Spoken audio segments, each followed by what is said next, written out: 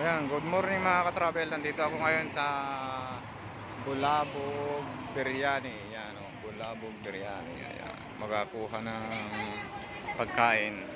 Tama-tama, tanghalian na. Ayan, Bulabog Biryani. Ito yung mga menu nila. Yung mga menu nila, oh. Ayan.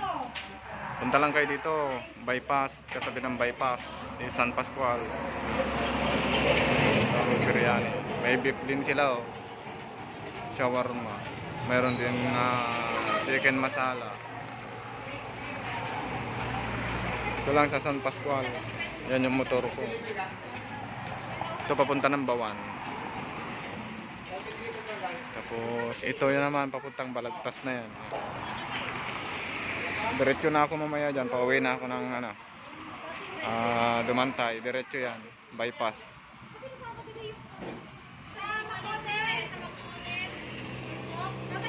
Biryani.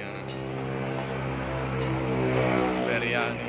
Maraming customer lagi dito. Mamaya-maya mga pahapon marami dito. Mga nagpapagal. Maraming mga customer, oh. Punong-puno. Ito yung niya, oh. Isang bilao. 1,500 po yan.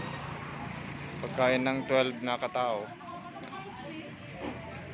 Bulabog Biryani. Mahirap ang signal dito mga ka-travel. Kaya hindi sila nag-online ng Grab, Panda, saka Maxim. Ang nag-online lang yung mga customer. Wala silang dito kasi mahirap ang signal. Kasi kuwan ito malayo Malayo sa Batangas City Medyo malayo siya San Pascual, liblib na San Pascual na ito yung bypass. Tingnan mo, yung mga direct lang na bumibili dito, yung mga rider, yun. Kaya yun. Bawan. Tapos meron din silang shawarma, yun, shawarma. Jack's Joint. Kaya shawarma. Kompleto dito mga ka-travel. Pwede kayong pumunta dito, pasyalin nyo. Mga taga Batangas, lahat, kahit na malayong lugar, pwede kayong pumasyal dito. Kasi para sa lahat naman. Ito nag-iisang dito, biryani house. Nag-iisa dito.